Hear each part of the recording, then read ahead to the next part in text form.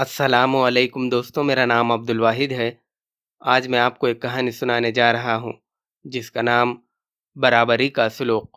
شروع کرنے سے پہلے آپ لوگوں سے گزارش ہے کہ میرے چینل کو سبسکرائب کریں اور بیل آئیکن کو بھی دبائیں تاکہ آپ کو میرے چینل کا نوٹیفیکیشن ملتا رہے۔ حضرت عمر رضی اللہ عنہ مسلمانوں کے دوسرے خلیفہ تھے۔ وہ بہت سادہ زندگی بسر کرتے تھے، لوگوں میں مل جل کر رہتے تھے۔ یہ جاننا مشکل ہو جاتا تھا کہ ان میں خلیفہ کون ہے۔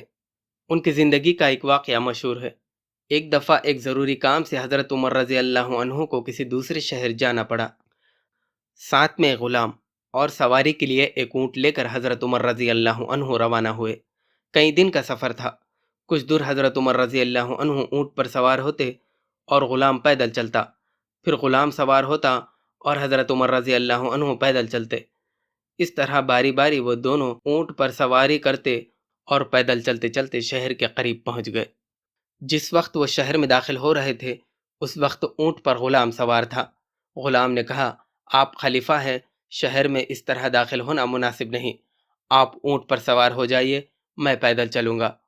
حضرت عمر رضی اللہ عنہ نے غلام کی بات نہیں مانی اور کہا، تمہاری باری ہے، تم ہی بیٹھے رہو، اور خود اونٹ کی نکیل پکڑ کر شہر میں داخل ہوئے۔ لوگ شہر کے دروازے پر جمع تھے۔ وہ سمجھے کہ جو شخص اونٹ پر سوار ہے وہی خلیفہ ہے۔ وہ استقبال کو آگے بڑھے۔ تب غلام نے بتایا کہ خلیفہ وہ ہے جو پیدل چل رہے ہیں۔ لوگ بہت حیران ہوئے۔ لوگ سمجھ گئے کہ یہ خلیفہ سب کو برابر سمجھتے ہیں اور ہر ایک کا حق اسے دیتے ہیں۔ اس بات کا ان پر بہت اثر ہوا اور ان کے دل میں حضرت عمر رضی اللہ عنہ کی عزت اور بھی بڑھ گئی۔